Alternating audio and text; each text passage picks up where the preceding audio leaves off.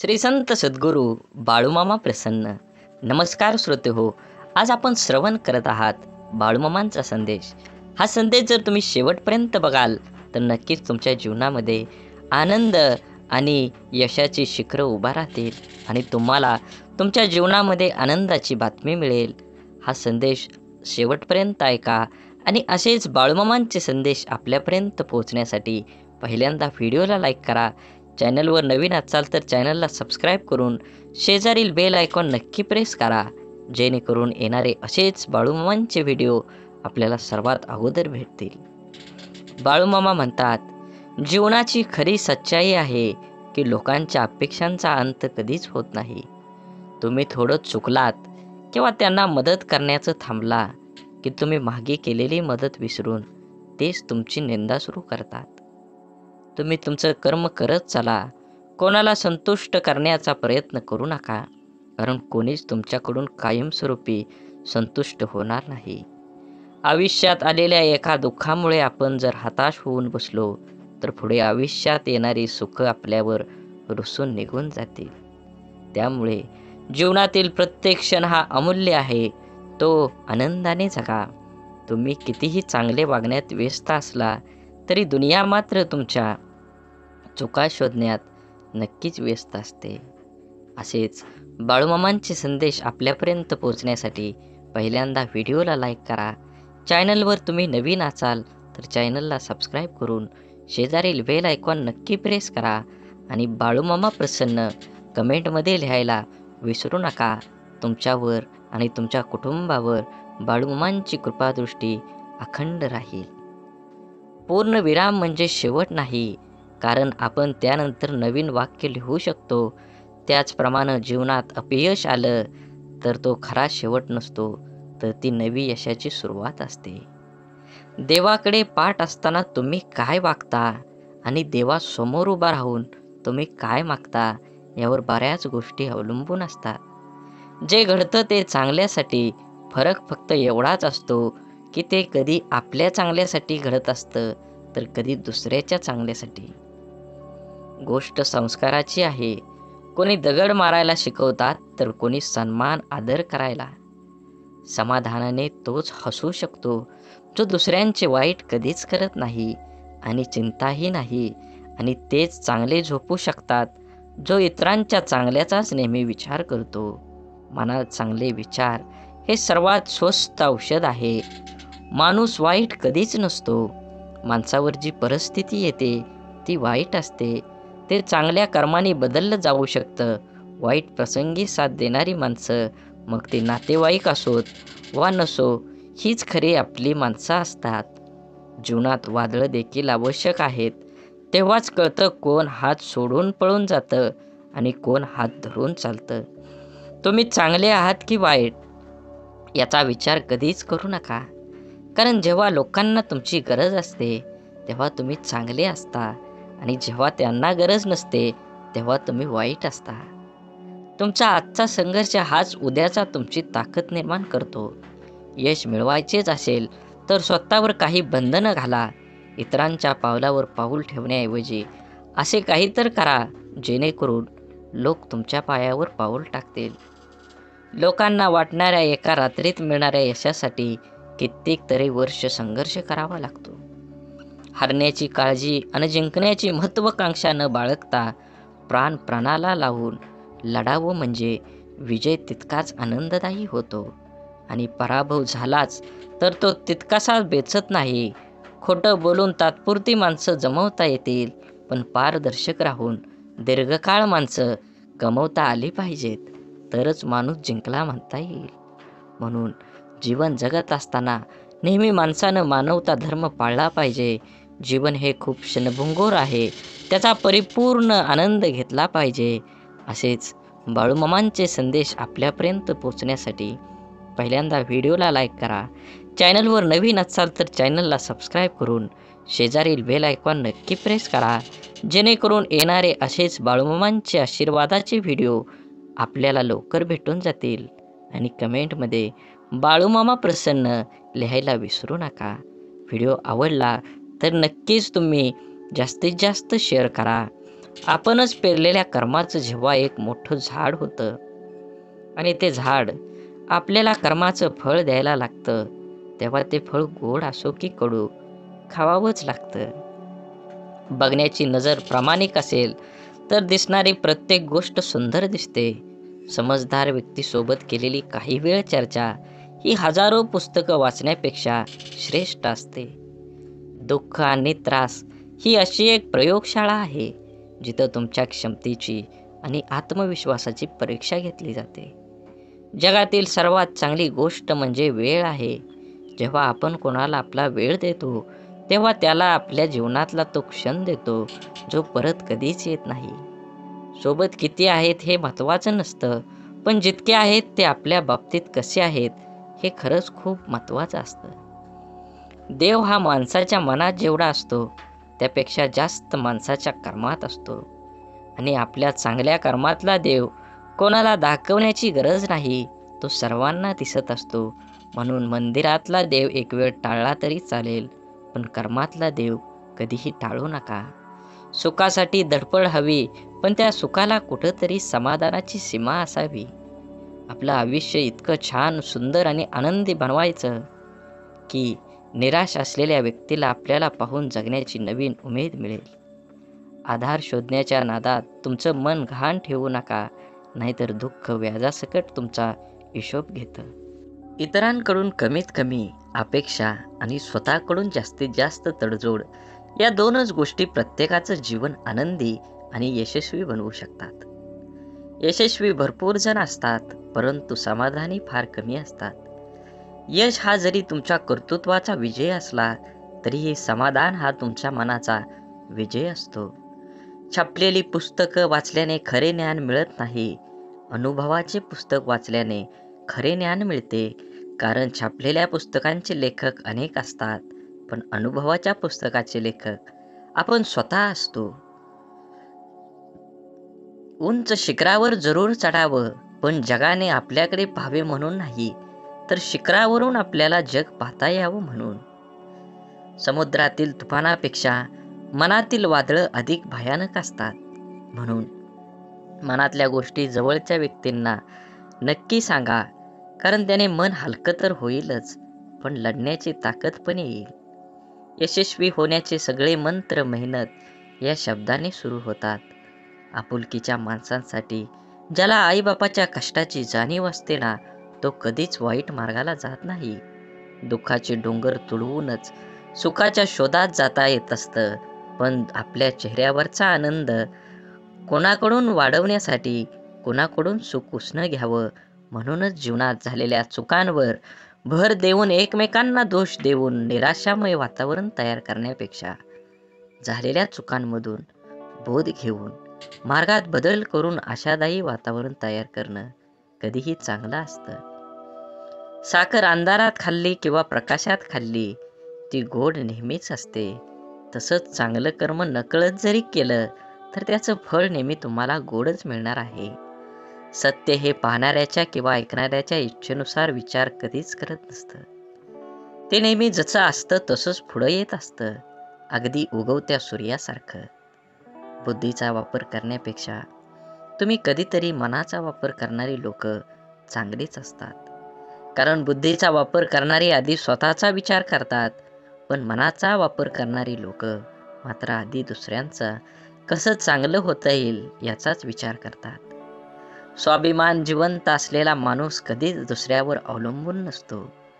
अहंकाराच्या बंगल्यात कधी जायचं नाही आणि माणुसकीच्या झोपडीत जायला कधी लाजायचं नाही. वाणी, वागणूक आणि विचार हे आपल्या स्वतःचं उत्पादन आहे. आपण जितका उच्च दर्जा राखू, तेवढी उत्तम किंमत आपल्याला मिळणार आहे. प्रत्येक मनुष्याच्या जीवनात जीव लावणारे शब्द आयुष्य घडवतात, तर जिव्हारी लावणारे शब्द आयुष्य बिघडवतात. शब्द, प्रेम, प्रेरणा, यश, नातं तसेच आयुष्यभर आणि आयुष्यानंतरही मनामनात जपणारी भावना देतात. शब्दांचे मोल जपले की आपले आयुष्य अनमोल होतं. दवाखाना कितीही मोठा किंवा चांगला असू द्या साहेब, पण मनावर झालेला घाव कोणत्याही रिपोर्टमध्ये कधीही दिसत नाही. मरण सर्वांना येतच असतं, पण तोपर्यंत जगायचं कसं याचं उत्तर फक्त लढणाऱ्यालाच माहीत असतं. देणारा हा कायम सर्वश्रेष्ठ असतो, मग तो आधाराचा शब्द असो किंवा संकटात दिलेला मदतीचा हात. जीवनात काही प्रसंगी पैशाची नाही तर आधाराची गरज असते व यावेळी आधार देणारी व्यक्ती सर्वश्रेष्ठ ठरते. सुख कणभर गोष्टीमध्ये लपलेलं असतं, फक्त ते मनभर जगता आलं पाहिजे. आयुष्य हसत खेळत जमलं पाहिजे असं म्हणतात, पण काही खेळणी काही लोक लहानपणीच विसरून जातात आणि हसणं हळूहळू वाढत्या जबाबदाऱ्यामध्ये दबून जातं. निर्णय चुकला तरी हरकत नाही, स्वतःवर विश्वास असला की जीवनाची सुरुवात कुठूनही करता येते. आपल्या हाताने जर कोणतं चांगलं काम झालं तर तो दिवस खूप चेहऱ्यावर आनंद देऊन जातो. आयुष्यात येणारी प्रत्येक व्यक्ती कळत न कळत काहीतरी शिकवून जाते. काही कसं वागायचं ते शिकवतात, तर काही कसं जगायचं ते शिकवतात. तसेच जीवनात कठीण परिस्थिती सुद्धा एका वॉशिंग मशीन सारखी आहे, जी माणसाला आपल्याला खूप टक्कर मारते, गोल फिरवते आणि पिळते सुद्धा. पण जेव्हा आपण त्यातून बाहेर येतो तेव्हा आपलं व्यक्तिमत्व पहिल्यापेक्षा अधिक स्वच्छ, चांगलं आणि चमकदार असतं. मनापासून लिहिलेल्या गोष्टी मनाला स्पर्श करून जातात. त्या नेहमीच काहीतरी वेगळं बोलून जातात. काही माणसं भेटून बदलत असतात आणि काही माणसांना भेटून आयुष्य बदलत असतं. म्हणून जीवनात बदल हा नक्कीच गरजेचा आहे. तुम्ही काय कमवणार आहे, तुम्ही काय कमवलं आहे, ह्यापेक्षा तुम्ही काय दान केलं आहे हे सर्वात महत्त्वाचं आहे. भिंतीवरील सुंदर फोटो भार खिळा सांभाळतो, परंतु लोक कौतुक खिळ्याचं करतील किंवा टांगलेल्या फोटोचंच करतात. जीवनाचं देखील असेच असतं. केलेल्या कामाचं श्रेय तुम्हाला मिळेलच असं नाही. दोन गोष्टी कधीच संपू देऊ नका. मनाचं बालपण आणि अंतःकरणातील देवपण.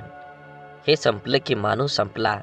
स्वभाव असा ठेवला की जीवनात भेटलेली प्रत्येक व्यक्ती आपल्याला आयुष्यभर विसरली नाही पाहिजे. मोबाईलचा वापर दूरदर्शन पाहण्यापेक्षा जास्त घातक आहे. मोबाईल तुम्ही इतका जवळ धरता, एकटक पाहता की त्यामुळे त्याचा दृष्टीवर परिणाम होतो. मानेचा शिरा, पाठ, कंबर या सर्व अवयवावर ताण येतो. या सर्वांचा जास्त घातक परिणाम चेतासंस्थेवर होतो. मेंदूवर विपरीत परिणाम होतो. चिडचिड वाढते, रागीटपणा वाढतो, जोरात ओरडावेसे वाटतं. मोबाईल अति वापरतात त्याची मानसिकता पूर्णपणे बिघडते व त्याचा परिणाम कुटुंबातील लोकांना पण भोगावे लागतात. मित्रांनो, मोबाईलशिवाय अनेक गोष्टी आहेत. वाचन, लेखन करा, मोकळ्या मैदानावर खेळायला जा. आभासी जगात मित्रांची यादी वाढवण्यापेक्षा प्रत्यक्ष मैत्री करा. स्वतःचं आरोग्य जपा. खरंच कोणाच्या आजाराची जेव्हा असते ना आपल्याला नेमकीच गरज, तेव्हा कुणीच आधार देत नाही. मग बाकी नेहमीच आहे ना मी पाठीशी म्हणणारे खूप असतात. कोणतीही समस्या स्वतःच सोडवावी लागते, म्हणून कुणावर अवलंबून राहण्यापेक्षा स्वावलंबी बनावं. विचारांचा प्रभाव मनावर पडतो, मनाचा प्रभाव शरीरावर पडतो, शरीर आणि मन या दोन्हींचाही प्रभाव जीवनावर पडत असतो. म्हणून नेहमी चांगले, सकारात्मक व प्रेरणादायी विचार मनात आणावेत आणि समाधानी राहावे. माझं काय चुकलं हे देवाला विचारण्यापेक्षा आपल्या मनाला विचारत चला, कारण आपल्या कर्माची, चुकांची आणि चांगल्या वाईट गोष्टींची जशी नोंद देवाकडे असते, तशीच एक प्रत आपल्या मनाकडेही असते. एकटेपणा काय असतो ते ताजमहालाकडे बघून ठरवावं. बघायला सगळेच येतात, पण राहायला कोणीच येत नाही. म्हणून आपुलकीच्या माणसांसाठी नक्कीच वेळ द्या. वेळ काढून तुमच्या जीवनाशी, त्या नात्याचं गोड नातं टिकवा. शांततापूर्ण आयुष्याचे दोनच नियम आहेत. अपयशाचं दुःख हृदयात पोचू द्यायचं नाही आणि यशाचा अहंकार मेंदूपर्यंत जाऊ द्यायचा नाही. अनुभवाने एक शिकवण दिली आहे, कुणाच्या चुका होणेवा शोधत बसू नका. नियती बघून घेईल, हिशोब तुम्ही करू नका. काही जिंकणं बाकी आहे, काही हरणं बाकी आहे, अजूनही आयुष्याचं पूर्ण सार बाकी आहे. आपण चाललोय आपल्या ध्येयपूर्तीकडे. आपण पहिल्या पानावर आहोत. अजून संपूर्ण पुस्तक बाकी आहे. पूर्ण विश्वाला सूर्यप्रकाश देणारा सूर्य सुद्धा कधी कधी ढगाने झाकला जातो. त्याला सुद्धा ग्रहण लागतं. त्याला आपण वाईट काळ म्हणतो. तो प्रत्येकाच्या वाट्याला येतो. देव सुद्धा यामधून सुटले नाहीत. सांगण्याचा उद्देश लक्षात आला ना? आपल्याला पण अशा निराशाजनक काळातून जावं लागतं, तेव्हा नाराज व्हायचं नाही किंवा खचून जायचं नाही. हा पण काळ जाईल याची खात्री बाळगून सकारात्मकता जागी ठेवायची. बाकी आपण अनुभव, जिद्द, चिकाटी ठेवायची. थोडा उशीर झाला तरी यश आपलंच असणार आहे. आयुष्य हे आनंदानं जगायचं असेल तर आहे त्या परिस्थितीत समाधानात मानावं लागेल व पुन्हा यापेक्षाही अधिक चांगल्या प्रकारे करता येते. त्यासाठी सकारात्मक प्रयत्न करावे लागतात. रोज सकाळी परमेश्वर या पृथ्वीवर सुखदुःखांची नाणी फेकत असतो. ज्याच्या हाती सुखाची नाणी पडतात तो सुखाचा व्यापार करतो, पण दुःखाची नाणी हाती पडूनही जो सुखाचा व्यापार करतो त्याला जीवन जगणं असं म्हणतात. गेलेल्या क्षणांसाठी झुरत बसण्यापेक्षा येणाऱ्या क्षणांसाठी मनमोकळं हात पुढे करा. कदाचित आयुष्य मागच्यापेक्षाही काहीतरी चांगलं घडवू शकतो. घरात दिवे असूनही निरंजनातून मिळणारा सात्विक प्रकाश हा आपल्याला अधिक प्रसन्न करणारा ठरतो. सहवासातील माणसांचं देखील तसंच असतं. अनुभव घ्यायला लाखो पुस्तकं लागत नाहीत, पण लाखो पुस्तकं लिहायला मात्र अनुभव लागतोच. विचार करण्यासाठी बोलावं लागतं असं नाही, पण बोलण्यासाठी विचार करावा लागतो. काम करण्यासाठी नाव लागतंच असं नाही, पण नाव कमवण्यासाठी मात्र काम करावंच लागतं. जी माणसं अशांत आहेत, सुख तिथं राहत नाही. बुद्धी कितीही चांगली असली तरी नशिबाशिवाय कर्म चांगलं नसेल तर कधीही जिंकता येत नाही. बिरबल बुद्धिमान होता, पण तो राजा होऊ शकला नाही. परिणाम काय होईल याचा विचार नंतर करा, पण जिथे चुकीचं दिसतंय त्याला विरोध करायला शिका. आपण कोणतंही काम करायला लागतो, ते जमतं किंवा जमत नाही, यश येतं किंवा अपयश येतं, स्पर्धा असते तेव्हा विजय का हार, विजय खुश होतात तर हारलेले नाराज. खरे तर दोन्हींनी प्रयत्न केलेला असतं. दोन्ही संघात गुणवत्ता असते, पण जो हारतो तो कुठंतरी कमी पडलेला असतो किंवा काहीतरी चूक झालेली असते. अर्थात पराजय जरी झाला तरी प्रयत्न केलेच असतात. त्यामुळे पराजित झाल्याने नाराज न होता आपल्या त्रुटी शोधून त्या दुरुस्त करणे हे पुढील प्रयत्नात यशस्वी होण्यासाठी महत्त्वाचं असतं. एकदा अपयशी झालो म्हणजे संपलो असं नसतं. अजून थोड्या प्रयत्नांची गरज असते. आपल्याला प्रत्येकाला खोटं बोलण्याची लोक गोड वाटतात आणि सत्य व स्पष्ट बोलणारे लोक कडू वाटतात. कारण हा निसर्गाचाच नियम आहे. गोड साखर व्याधी निर्माण करते, तर कडुलिंब हे औषध म्हणून वापरलं जातं. जीवन प्रवास हा कधी सोपा नसतो. तो सोपा आपणच करावा लागतो. कधी स्वतःच्या अंदाजाने तर कधी नजर अंदाजाने. जिथे 2 घास प्रेमाचे खाता येईल अशी पंगत आणि मन मोकळं करता येईल अशी संगत आयुष्यात लाभली तर जगण्यातील रंगत वाढत जाते. नामाने वासनेचे मूळ नाहीसे होते. म्हणून देहानं कर्तव्य करावे, मनाने स्मरणात राहावे, नामात राहावे, यात खरे कल्याण आहे. सर्व करावे पण त्याने सुखी झाले म्हणून नव्हे. नामात राहण्याने खरा आनंद होईल, तो उत्सव करून येणार नाही. क्षमा करावी लागते आणि क्षमा मागावी सुद्धा लागते. नातं टिकवायचं म्हटल्यावर कधी पुढाकार तर कधी माघारही घ्यावीच लागते. माणसानं आयुष्यात नक्की झुकावं, पण योग्य ठिकाणीच. नको तिथं झुकलं तर लोक लगेच पायदळी तुडवून मोकळं होतात. आपण केलेल्या कर्माचं जेव्हा एक मोठं झाड होतं आणि ते झाड आपल्याला कर्माचं फळ खायला लागतं, तेव्हा ते फळ गोड असो किंवा कडू, त्याचा आस्वाद घ्यावाच लागतो. बघण्याची नजर प्रामाणिक असेल तर दिसणारी प्रत्येक गोष्ट सुंदर दिसते. समजदार व्यक्तीसोबत केलेली काही वेळ चर्चा ही हजारो पुस्तकं वाचण्यापेक्षा श्रेष्ठ असते आणि ती निष्फळ ठरत नाही.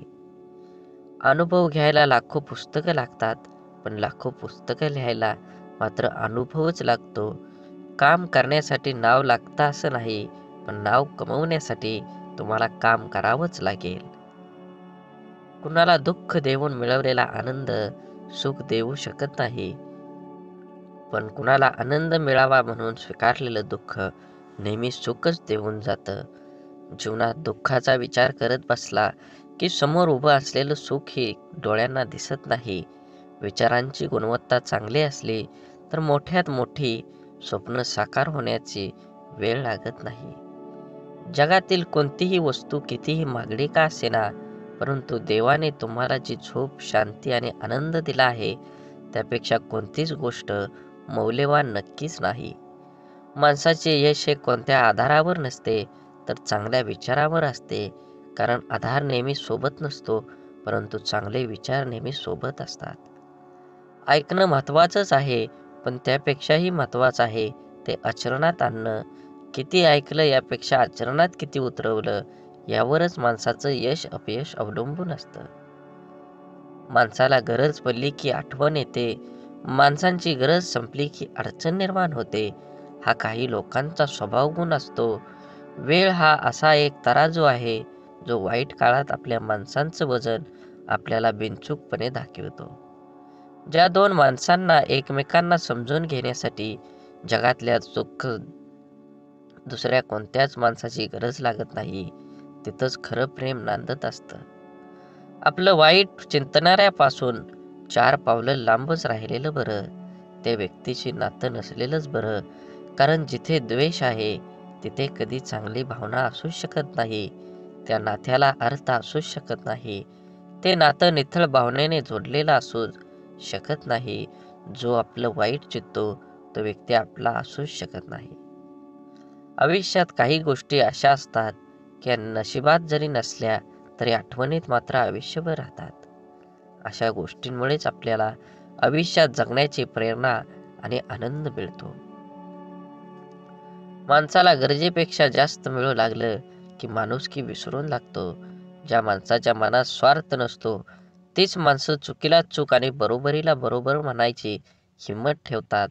परिस्थिती जाणीव असली की पावलं मापातच पडतात.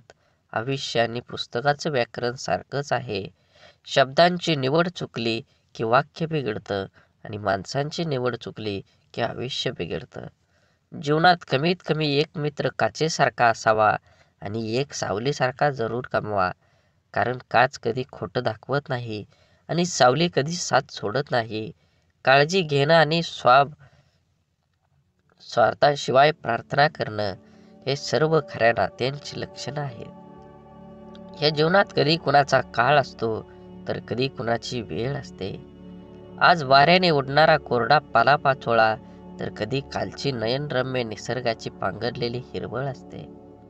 जेथे निर्मिती आहे याचे निर्माल्य सुद्धा ठरलेलं असतं. म्हणून आयुष्यातील प्रत्येक क्षणांचा आनंद घ्यायला शिका. जीवन हे क्षणभंगूर आहे, त्याला आनंदी बनवा. सुख इमानदार असतं, थेट काळजात शिरतं आणि दीर्घकाळ तुमच्या सोबत राहतं. सुख वाफेसारखं असतं, घडीभर रेंगळतं आणि बघता बघता उडून जातं. तक्रारींचा पाडा वाचणारे आयुष्यात गणित कधीच बरोबर सोडवू शकत नाहीत.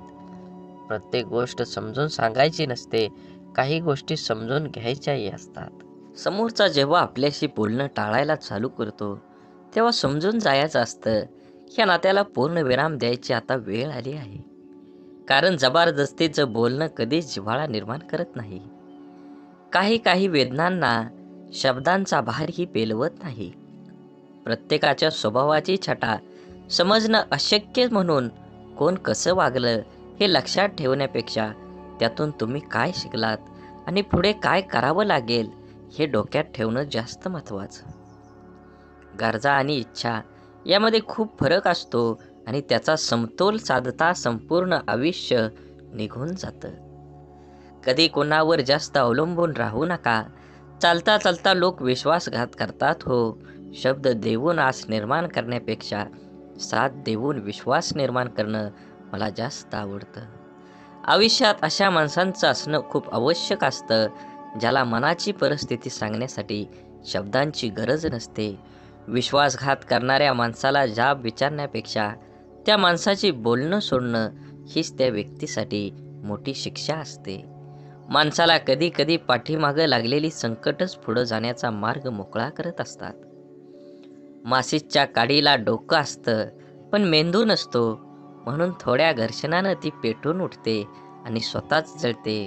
परंतु आपल्याजवळ तर डोकं आहे आणि मेंदू सुद्धा आहे, मग आपण का लहान सहान गोष्टीने पेटून उठतो? शांत राहा, स्वस्थ राहा, संघर्ष करून पेटवणाऱ्यांपासून सावध राहा. आपण जगण्यासाठी आहोत, जळण्यासाठी नाही.